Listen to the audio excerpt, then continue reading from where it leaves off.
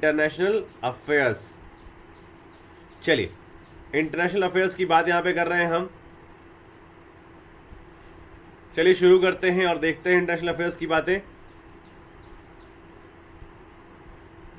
क्या क्या हुआ इंटरनेशनल अफेयर्स में।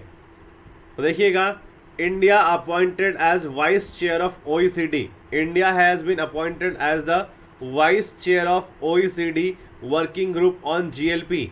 Doctor Ekta Kapoor appointed as vice chairman.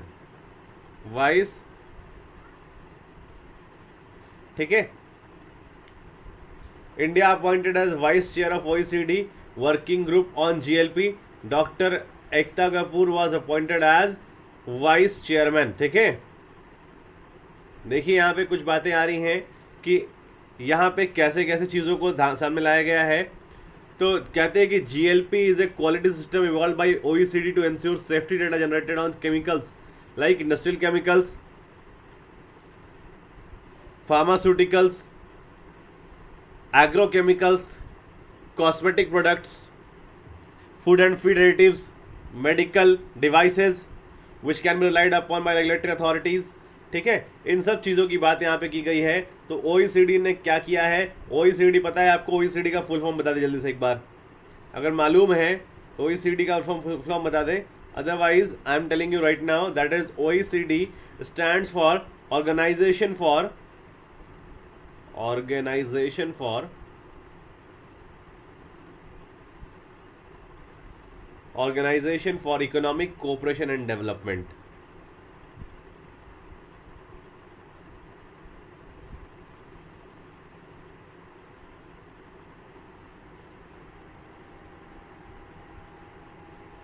ठीक है, OECD stands for economic cooperation and development.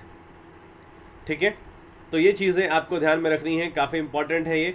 अच्छा, तो OECD is appointed, has also appointed Ekta Kapoor, that is scientist E, national GLP compliance monitoring authority, department of science and technology as vice chair of the OECD working group on GLP. ठीक है, अब ये बात आ गई कि OECD की बात यहाँ पे आ गई है। ओईसीडी जो ऑर्गेनाइजेशन है वो फिलहाल इसका हेडक्वार्टर कहाँ है, ओईसीडी का हेडक्वार्टर कहाँ है, काफ़ी important. Headquarter is situated at Paris in France.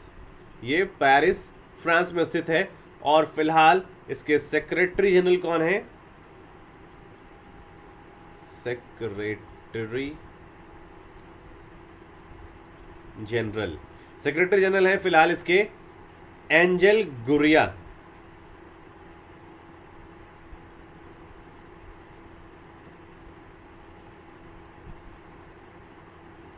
ठीक है, तो that is to be remembered by you, that is very important. So through the studies and data the non hazardous nature of chemical needs will be established by the regulators. यहाँ पे जो लोग हैं ना वो फाइनली जो hazardous चीज़ें हैं उनको ढूंढ कर निकालेंगे, उनको अलग कर देंगे और जो चीज़ें नॉन हजार्डस मिलेंगी उनको यहाँ पे शामिल कर लिया जाएगा chemicals to be used in daily life वाले सेगमेंट में। ठीक है, that's it. Now let's come to the next point, that is what the State of Climate Services Report 2020 released by WMO। ठीक है, WMO stands for World Meteorological Organization। जैसा कि आप देख पा रहे हैं WMO stands for World Meteorological Organization। ठीक है, इसने क्या किया है कि state of climate services report, इसने एक state of climate services report जो है वो रिलीज कर दी है। क्या रिलीज कर दिया है, state of climate services report 2020 release कर दिया है। ठीक है, चलिए क्या कहा है इसके अंदर, तो कहा है यहां पर, सबसे पहले सुनिएगा कि स्टेट ऑफ क्लाइमेट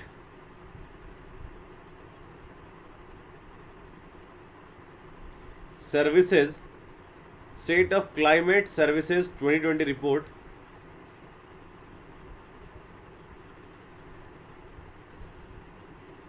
जो है move from early warnings, from early warnings to early actions, ये पूरा नाम है इसका, ठीक है, ये पूरा नाम है इसका। और इसको रिलीज किया है UNWMO ने,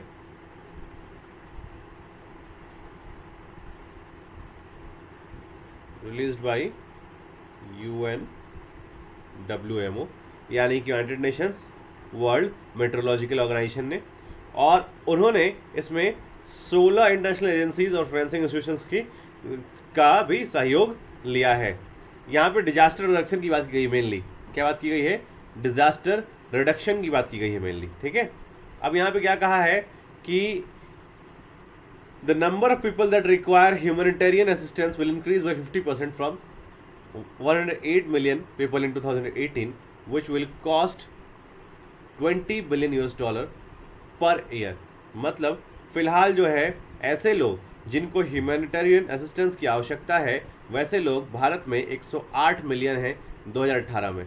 और ऐसा कहा गया है कि आने वाले समय में यहाँ 50% की वृद्धि हो जाएगी। मतलब आप समझ लीजिए 108 मिलियन अभी हैं, यानी 2018 में थे, और आने वाले जो लोग हैं आने वाले कुछ समय में वो 50% और बढ़ जाएंगे। मतलब कि लगभग 54 मिलियन और जुड़ जाएंगे इसमें, है ना। तो it will become 158 million 162 million, ठीक है, 162 मिलियन पीपल जिनको की असिस्टेंस की आवश्यकता होगी। और ऐसा माना जा रहा है, ऐसा अंदाजा लगाया जा रहा है कि $20 बिलियन पर ईयर का खर्च इसके ऊपर आएगा, ठीक है। और ऐसा क्यों कहा जा रहा है वो भी सुन लीजिए, है ना, कि ऐसा क्यों कहा जा रहा है। ऐसा कहने का रीज़न है, चलिए वो बताते हैं आपको, लेकिन उससे पहले एक चीज़ और बताते हैं आपको कि ऐसा क्यों कहा जा रहा है। तो ऐसा इसलिए कहा जा रहा है कि आपने देखा होगा September month was the warmest of 2020 in accordance with the United States. जो सितंबर का महीना था वो warmest month of the year घोषित कर दिया गया है, वार्मेस्ट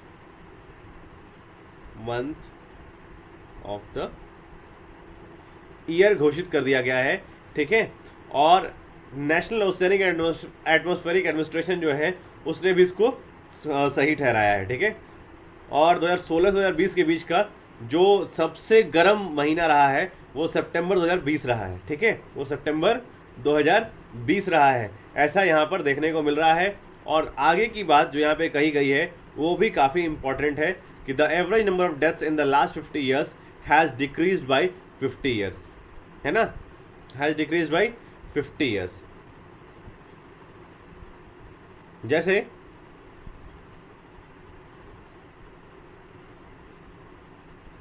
ठीक है, चलिए अभी यहाँ पे कुछ और चीज़ें देखने की आवश्यकता है। यहाँ पर देख लीजिए सेक्रेटरी जनरल किसके, WMO के, है ना।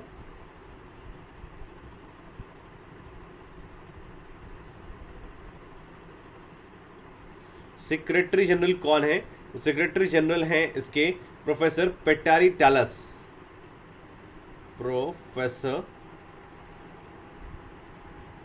पेटारी टालस, ठीक है, एक ए छूट गया यहाँ पे। और साथ ही साथ हेडक्वार्टर कहाँ है इसका, headquarter is at Geneva, Switzerland में, ठीक है, कहाँ पे, जेनेवा स्विट्जरलैंड में। चलिए और अब चलते हैं अपने अगले पॉइंट पे। ये देखिए हमारे देश की फाइनेंस मिनिस्टर श्रीमती निर्मला सीतारमन जी, इनका पिक्चर है ये। और ये श्रीमती निर्मला सीतारमन जी जो है उन्होंने अटेंड किया है एक plenary meeting of the International Monetary and Financial committee, ठीक है। मीटिंग, इन्होंने एक मीटिंग में पार्टिसिपेट किया है। कैसे पार्टिसिपेट किया भाई, वर्चुअली थ्रू वीडियो कॉन्फ्रेंस, जैसा देख पा रहे हैं आप, थ्रू वीडियो कॉन्फ्रेंस, है ना। और ये मीटिंग किसने ऑर्गेनाइज किया था, IMF ने ऑर्गेनाइज किया था, ठीक है। तो ध्यान रखिएगा Nirmala Sitharaman virtually attended plenary meeting of the International Monetary and Financial Committee of IMF. IMF की International Monetary and Financial Committee की मीटिंग थी, जिसको इन्होंने वीडियो कॉन्फ्रेंसिंग के जरिए यहाँ पर अटेंड किया है। The discussions were held on IMF managing directors global policy agenda title catalysing और रिजिलियंट रिकवरी।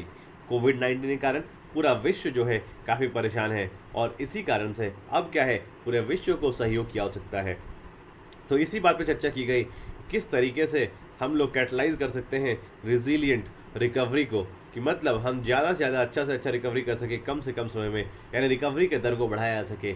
इसकी चर्चा की गई है यहाँ पर और कहा गया है ग्लोबल पॉलिसी और एजेंडा किस तरीके से चलेगा, इसके ऊपर जो फाइनेंस मिनिस्टर्स हैं उन्होंने मिल करके आईएमएफ के international Monetary and Financial committee के साथ बैठक की है और यही चर्चा वहाँ पर किया गया है।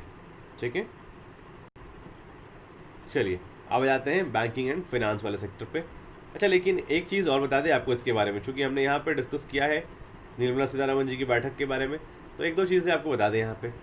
एक तो यहाँ पे Indian side briefly outline the measures under the Atmanirbhar Bharat package and also mentioned that there are signs of V-shaped pattern in several high-frequency indicators, including manufacturing purchasing managers index that reached the highest level in last 8 years in the month of September 2020. Also, to stimulate consumer spending, measures worth $10 billion have been announced recently. मतलब आपने यहाँ पे सुना कि हमारे देश में एक तो इन्होंने कुछ दिया नहीं, लेकिन यहाँ पे $10 बिलियन की बात का चर्चा इन्होंने कर लिया। आपने देखा होगा $10 बिलियन की बात की गई थी और ऑन एन एवरेज लगभग $3.5 बिलियन ही यहाँ पे खर्च किए गए, बाकी के सब तो पहले ही यहाँ पर घोषित किए जा चुके थे। इसके अलावा इन्होंने आत्मनिर्भर भारत पैकेज का भी बात किया है। आत्मनिर्भर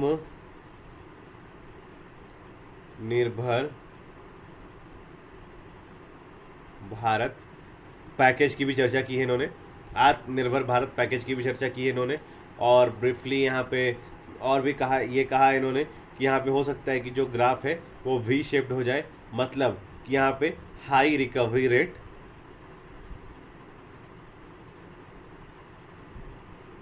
देखने को मिले। हालांकि ऐसा कम ही पॉसिबल है, लेकिन चूंकि अब इन्होंने कहा है तो हमें भी ये चीज़ें समझनी पड़ेंगी। अच्छा, एक और बात देख लो जरा, यहाँ पे हमने यहाँ पे बताया कि यहाँ पे किसकी चर्चा हुई है, तो यहाँ पे चर्चा हुई है आईएमएफ के साथ, है ना, आईएमएफ के साथ। तो यस, फिलहाल आईएमएफ की जो हेड हैं, जो मैनेजिंग डायरेक्टर हैं, उनका नाम क्या है जरा से बता दीजिए मेरे को जल्दी से। IMF managing director of IMF कौन है, तो फिलहाल शीज क्रिस्टलिना जॉर्जीवा, ठीक है, किनोवा, ठीक है, क्रिस्टलिना जॉर्जीवा किनोवा। हेडक्वार्टर कहाँ है, हेडक्वार्टर ऑफ आईएमएफ कहाँ है, तो वॉशिंगटन डीसी यूनाइटेड स्टेट्स, ठीक है, वॉशिंगटन डीसी यूनाइटेड स्टेट्स। अच्छा, एक और चीज़ काफ़ी इंपॉर्टेंट, भारत की तरफ से economic council and research department director कौन है वहाँ पे, है ना, economic counsellor and research department director,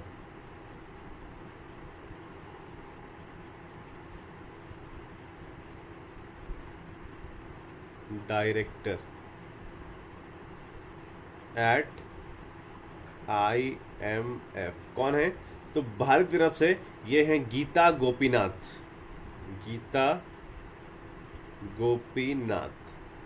ठीक है, कौन है, गीता गोपीनाथ। बहुत इंपॉर्टेंट नाम है, याद रखिएगा, ये आने की बहुत ज़्यादा संभावना है, ये पूछने की ज़्यादा संभावना है। चलिए अब चलते हैं अपने बैंकिंग और फाइनेंस की तरफ और बात करेंगे बैंकिंग एंड फाइनेंस के पूरे टॉपिक पे कि इसके लिए क्या क्या हुआ और यहाँ पे क्या क्या चीज़ें हमें देखने को मिली। ठीक है, चलिए बहुत ज़्यादा चीज़ें नहीं हैं, जल्दी जल्दी डिस्कस कर लेते हैं। बैंकिंग एंड फाइनेंस की बात यहाँ पे आ रही है। बैंकिंग फाइनेंस काफ़ी इंपॉर्टेंट टॉपिक है आपके एग्जाम के पॉइंट ऑफ व्यू से। ठीक है, देखिए, Indian bank for street vendors, Indian bank for street vendors क्या है? तो signed a MOU with SIDBI, Indian bank signed an MOU,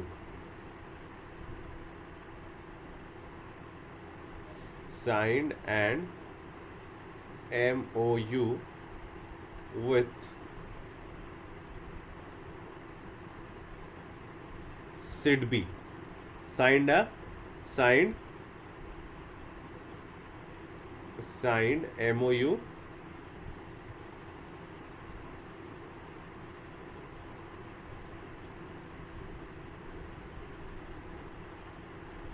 MOU with SIDBI. ठीक है, तो क्या हुआ है? इंडियन बैंक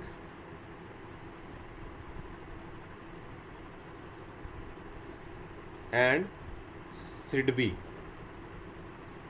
इन दोनों ने एक दूसरे के साथ मिलकर के एक MOU साइन किया है। क्या साइन किया है? MOU, memorandum of understanding. ठीक है, यहां देख सकते हैं आप,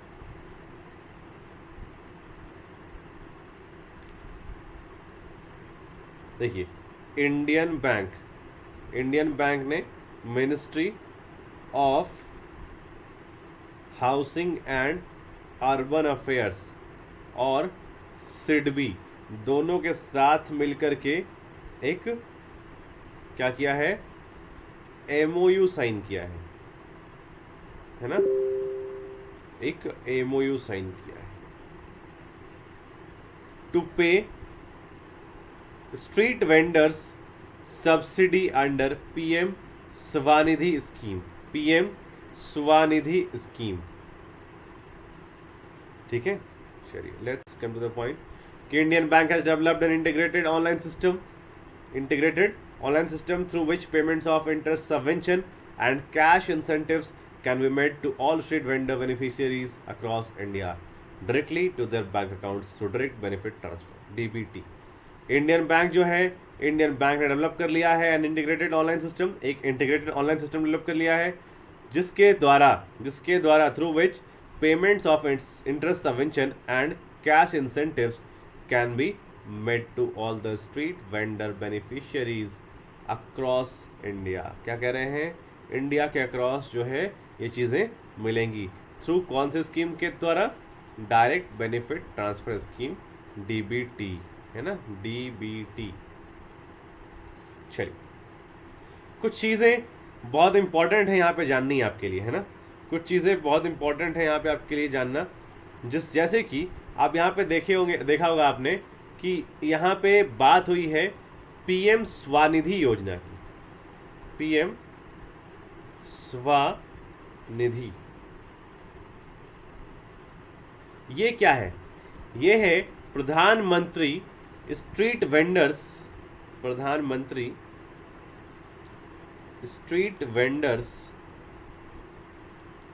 ठीक है, स्ट्रीट वेंडर्स आत्मनिर्भर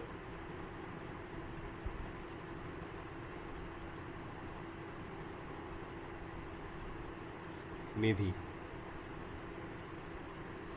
ठीक है, PM Svanidhi, PM street vendors Atmanirbhar Nidhi scheme. ठीक है, चलिए, यहाँ पे जो MOU है वो संजय कुमार, विकास कुमार और सुबोध कुमार के बीच साइन किया गया है। कौन कौन से साइन किया है? संजय कुमार, विकास कुमार और सुबोध कुमार। ठीक है, संजय कुमार कौन है? नेशनल अर्बन लाइवलीहुड मिशन जो है ना, ministry of home and urban affairs, ministry of housing and urban affairs, उसके सेक्रेटरी हैं। ठीक है, और साथ ही साथ विकास कुमार फील्ड जनरल मैनेजर हैं न्यू दिल्ली में, किसके? इंडियन बैंक के। और साथ ही साथ सुबोध कुमार जनरल मैनेजर हैं सिडबी के। सुबोध कुमार कौन है? जनरल मैनेजर हैं सिडबी के। इन तीनों ने मिलकर के सिग्नेचर किया है। अब चूंकि यहाँ पे बात आई है किसकी? इंडियन बैंक की नहीं, इंडियन बैंक का भी चर्चा हमने किया है यहाँ पे। तो इंडियन बैंक का हेडक्वार्टर कहाँ है? इंडियन बैंक का हेडक्वार्टर कहाँ है, एक बार जल्दी से बताइए मुझे।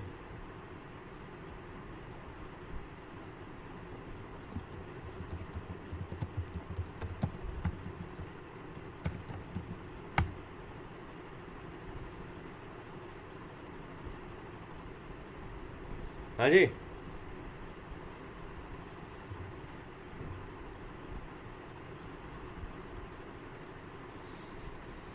इंडियन बैंक का हेडक्वार्टर कहाँ है? Headquarter is situated at there in Chennai, Tamil Nadu. Chennai,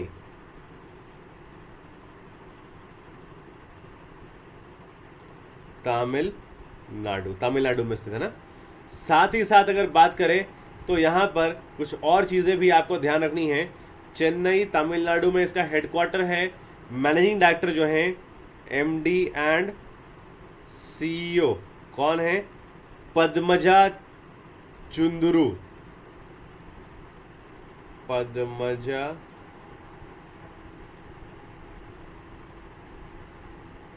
चुंदरू है ना।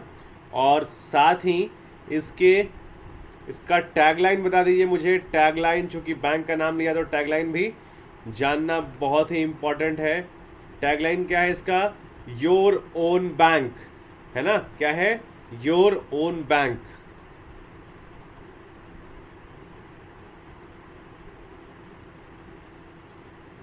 या फिर योर ओन बैंक, या फिर banking that's twice as good. Banking that's twice as good, है ना। Banking that's twice as good, ठीक है, क्लियर। चलिए let's come to the next point, that is what? Jana SFB. Jana Small Finance Bank becomes sponsor bank of Ashok Nagar Cooperative Bank and becomes the first small finance bank to do so under the bank sponsorship program। आपको पता है जो भी cooperative bank होते हैं उनको कोई ना कोई कमर्शियल बैंक सपोर्ट करती है या स्पॉन्सर करती है। जैसे सिंडिकेट बैंक ने शुरुआत में प्रथमा बैंक को किया था, आपको पता होगा। प्रथमा bank was the first cooperative bank in India. तो प्रथमा बैंक जो है भारत का पहला कोऑपरेटिव बैंक था, और सॉरी रूरल बैंक था। तो उस समय जो है सपोर्ट किया था उसको सिंडिकेट बैंक ने। उस तरीके से अब यहाँ पर अशोक नगर कोऑपरेटिव बैंक को एसएफबी यानी कि जना एसएफबी यानी जना स्मॉल फाइनेंस बैंक सपोर्ट कर रही है, ठीक है, स्पॉन्सर कर रही है in fact. The Ashok Nagar Cooperative Bank Limited can extend ATM, point of sale and e-commerce services to its customers in association with Jana Small Finance Bank। जना small finance bank के साथ में आ जाने से अब अशोक नगर कोऑपरेटिव बैंक को काफ़ी सहयोग मिल गया है। और अशोक नगर कोऑपरेटिव बैंक जो है अब एटीएम, अपना एटीएम दे सकती है लोगों को। एटीएम मशीन्स लगा सकती हैं, पॉइंट ऑफ सेल्स का ऑप्शन दे सकती है, या और ई कॉमर्स सर्विसेज में भी सहयोग कर सकती है, ठीक है। चलिए, with this association the effort of Jana SFB to promote a full suite of services to cooperative bank is fulfilled. क्या होता है कि विद इस एसोसिएशन के साथ द एफर्ट ऑफ जना का जो एफर्ट है, Jana SFB to promote a full suite of services to cooperative banks is fulfilled, ठीक है। चलिए अब बात कर ले अपॉइंटमेंट्स और रेजिग्नेशन के ऊपर में। अपॉइंटमेंट और रेजिग्नेशन किसका किसका हुआ है? अच्छा, एक चीज़, चूंकि हमने यहाँ पे बात किया था किसके बारे में, जना स्मॉल फाइनेंस बैंक में, तो हमने ना उसके हेडक्वार्टर्स वगैरह नहीं देखे थे। तो हेडक्वार्टर कहाँ है जना का? जना एसएफबी यहाँ लिख लेते हैं, ठीक है। Headquarter is situated eight Bengaluru,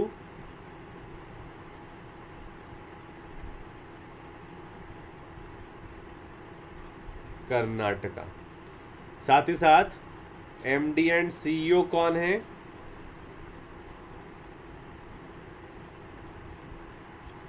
it is Ajay Kanwal, Ajay Kanwal, ठीक है। और अशोकनगर कोऑपरेटिव बैंक,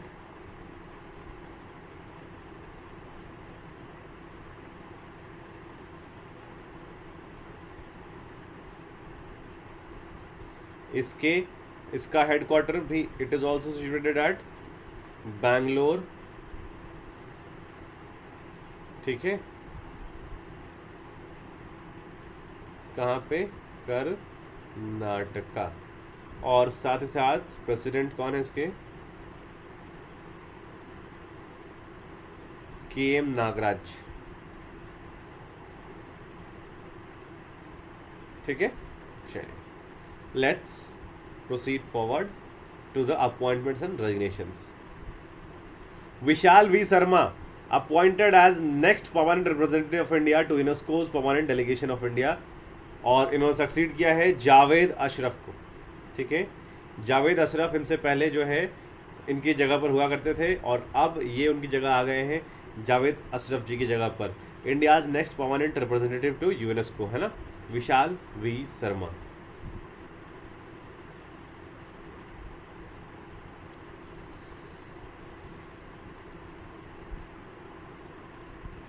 अभी यहां पे बात आती है कि विशाल वी शर्मा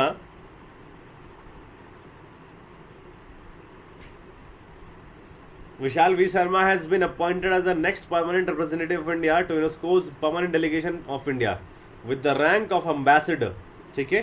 कौन से रैंक के साथ गए हैं ये वहां पर? अम्बेसडर के रैंक के साथ। He will take up the assignment shortly, जल्दी से ये असाइनमेंट ले लेंगे, और ये सक्सीड करेंगे जावेद अशरफ को, 1991 बैच IFS ऑफिसर, ठीक है। Vishal V Sharma is the third political appointee among Indian ambassadors and high commissioners worldwide. ये जो है ये फिलहाल बहुत ही इंपॉर्टेंट नाम है, क्योंकि ये पूरे विश्व में भारत के द्वारा अपॉइंट किए गए तीसरे पॉलिटिकल पर्सन है। जैसा कि आप जानते हैं विशाल वी शर्मा तो he is a BJP official. ये कौन है?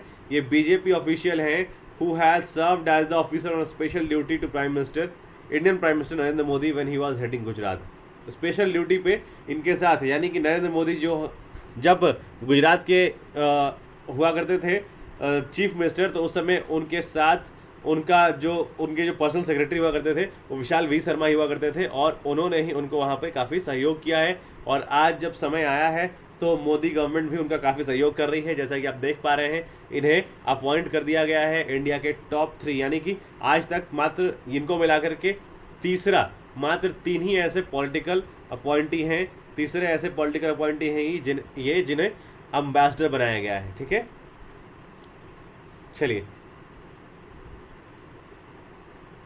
इससे पहले BPCL जो है, BPCL के इंडिपेंडेंट डायरेक्टर भी इन्हें बनाया गया था 2017 में ये बने थे BPCL यानी भारत पेट्रोलियम कॉर्पोरेशन लिमिटेड के ज्वाइंट डायरेक्टर, है ना, या independent director, in fact independent director. चलिए, ये सब बातें हमने बहुत सारी बता दी आपको यहाँ पर, और कुछ खास बताने की आवश्यकता नहीं इसके बारे में। अब आ जाते हैं अगले वाले पॉइंट पे। Michael Irani, doctor Michael Irani of Great Britain appointed as the interim president of IWF, international weight lifting federation. International weight lifting federation जो है वो इंटरनेशनल वेट लिफ्टिंग फेडरेशन में अब क्या हुआ है कि डॉक्टर माइकल ईरानी जो कि ग्रेट ब्रिटेन के रहने वाले हैं, उनको बना दिया गया है इंटरिम प्रेसिडेंट, मतलब फुल टाइम नहीं, फुल फ्लेज नहीं, कैसा? इंटरिम प्रेसिडेंट, है ना। Michael Irani was born in Bombay, India. ये फिलहाल जो है भले ही ये ग्रेट ब्रिटेन के मूल निवासी हैं, लेकिन ये मूल निवासी तो भारत के ही हैं, क्योंकि इनका जन्म जो है वो कहाँ हुआ है? भारत में ही हुआ है। Michael Irani is a leading physician in rheumatology who works as a consultant rheumatologist at Ashford Hospital NHS Trust। ये जो है माइकल ईरानी वो इंडिया के ही हैं, और ये फिजिशियन है पेशे से, और इन्होंने रिमोटोलॉजी में अपनी डिग्री ले रखी है। ये कंसल्टेंट भी है, रिमोटोलॉजिस्ट भी हैं, ठीक है। Rheumatoid is a type of वात, आपने सुना होगा वात या गठिया जो बीमारी होती है वो 2 तरह की होती है, उसमें से एक है रिमोटाइड, ठीक है। Arthritis, rheumatoid is a type of arthritis, ठीक है। तो उसके लिए वो देखते हैं, उसके लिए वो काम करते हैं, कंसल्टेंट है, ठीक है।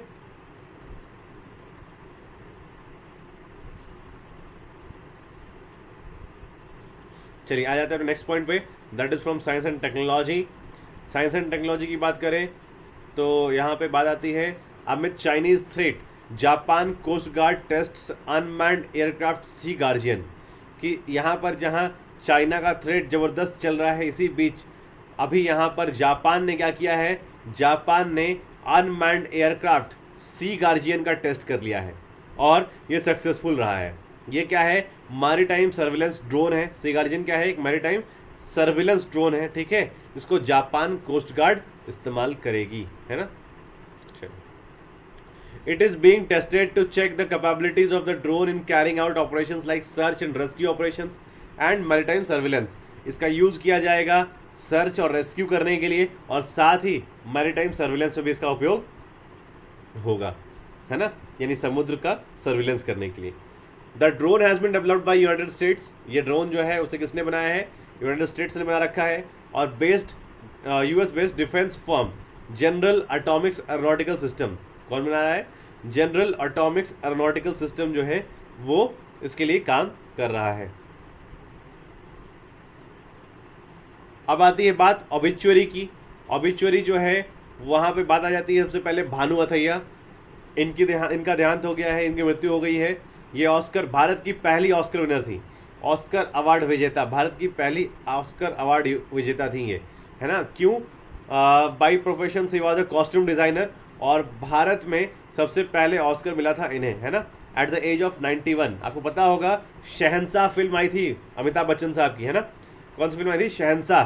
तो शहंशाह का जो फिल्म में जो कपड़ा शहंशाह ने पहना हुआ था, यानी कि अमिताभ बच्चन ने पहना हुआ था, उसका डिजाइन, उसकी कॉस्ट्यूम डिजाइनिंग का श्रेय किसे जाता है, भानु अथैया को जाता है। She was the only person who design the costume of Shahenshah in 1953 and for that purpose only she got the Oscar award, ठीक है। इसके अलावा इन्होंने और भी कई कॉस्ट्यूम डिजाइन किए, जैसे Guru Dutt film CID, later worked with Raj Kapoor, Ashutosh Gowariker, Yash Chopra and various others. इन्होंने काफी सारे लोगों के साथ काम किया है फिल्मों में, है ना। एक बुक आ गई है the battle of belonging on nationalism, patriotism and what it means to be Indian. Shashi Tharoor साहब लिखे हैं इसको, है ना। शशि थरूर को आपको पता होगा, ये एक जबरदस्त ऑथर हैं, इन्होंने पहले भी कई किताबें लिखी हैं, तो इन्होंने अभी एक नई किताब लिखी है, उसका नाम है द बैटल ऑफ बिलोंगिंग, है ना। ये नया ऑथर्ड बुक है शशि थरूर का। Shashi Tharoor served as the under secretary general of the United Nations from 2002 to 2007। ये जो है यूनाइटेड नेशंस के लिए हमारी तरफ से अंडर सेक्रेटरी जनरल की तरह काम कर चुके हैं, ठीक है। और ये काफ़ी बड़ा नाम है आज इंडिया के पॉलिटिक्स में, ठीक है।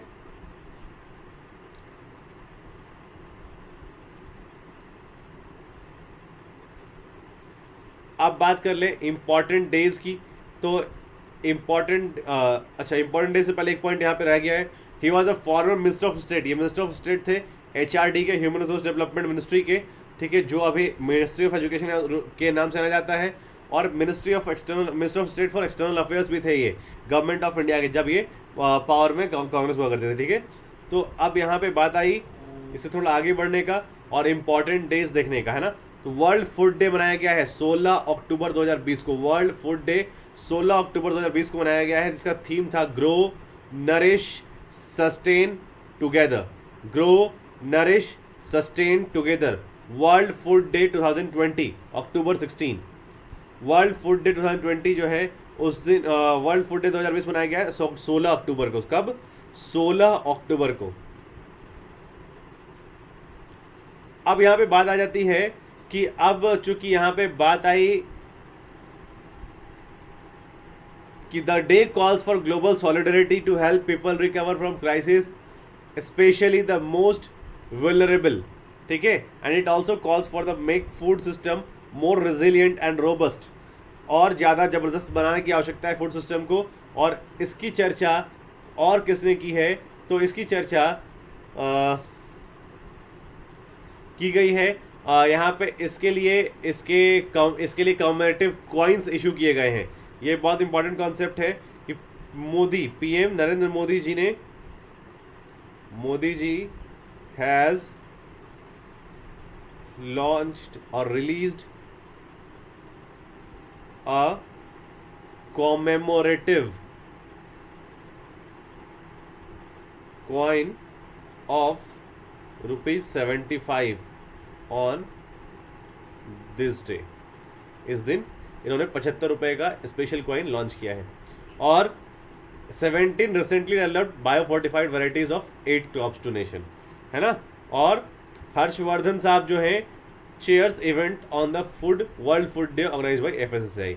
ये एफएसएसआई के द्वारा ऑर्गेनाइज किया गया था और इसको चेयर कर रहे थे फिलहाल डॉक्टर हर्षवर्धन, जो भारत के हेल्थ मिनिस्टर है ना। चलिए, अच्छा एक और चीज, this year 2020 marks the 75th anniversary of FAO. ठीक है, ये जो मनाया गया है वर्ल्ड फूड डे, ये कैसे मनाया गया है? To commemorate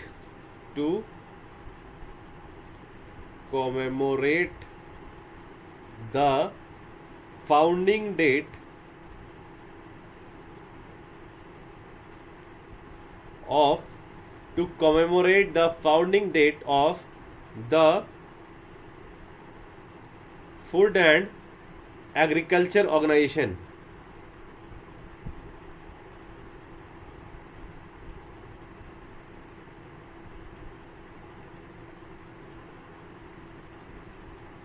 food and agriculture organization, ठीक है, एफएओ।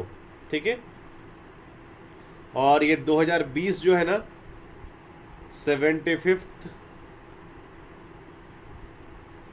एनिवर्सरी है इसका एस्टैब्लिशमेंट का। ठीक है, 75th एनिवर्सरी है। अच्छा, इसका जो हेडक्वार्टर ये कहाँ पे है? एफएओ का हेडक्वार्टर कहाँ पे है? एफएओ का हेडक्वार्टर है रोम,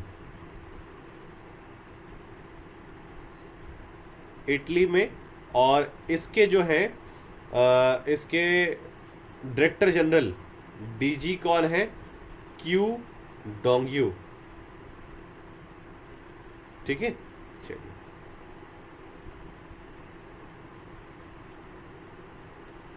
थोड़ा आगे बढ़ जाते हैं और अपना लास्ट पॉइंट होगा शायद, वो कवर कर लेते हैं। फिर राष्ट्रीय महिला किसान दिवस मनाया गया है 15 अक्टूबर 2020 को। ये काफ़ी इंपॉर्टेंट है, याद रखिएगा। राष्ट्रीय महिला किसान दिवस ऑब्जर्व्ड ऑन 15 अक्टूबर। ठीक है, department of agriculture cooperation and farmers welfare DAC and FW organized महिला किसान दिवस 2020 इन वर्चुअल मोड। इस पर वर्चुअल मोड बनाया गया है। The event was guided by union minister for agriculture and farmers welfare, और नरेंद्र सिंह तोमर इन्होंने जो है इसको गाइड किया है। It was also attended by minister of state for agriculture and farmers welfare Purushottam Rupala and other senior officers of the department of agriculture. ठीक है, इतनी ही बातें थी यहाँ पर आज के लिए। आपका बहुत बहुत धन्यवाद। यहीं पे इस सेशन को एंड करते हैं। आपका बहुत बहुत धन्यवाद। आपसे विनम्र निवेदन है कि इस जो ये चैनल है इसको लाइक करें, सब्सक्राइब करें, और अगर आपने अभी तक बेल आइकन को हिट नहीं किया है जल्दी से बेल आइकन को क्लिक कर लें और कमेंट करें, शेयर करें, लाइक करें। ठीक है, और अगर आप सब्सक्रिप्शन लेना चाहते हैं अनअकैडमी का तो SP साहिल ये कोड जरूर इस्तेमाल करें, है ना। आपका बहुत बहुत धन्यवाद। Thank you for hearing the lecture and being with me for last 1 hour.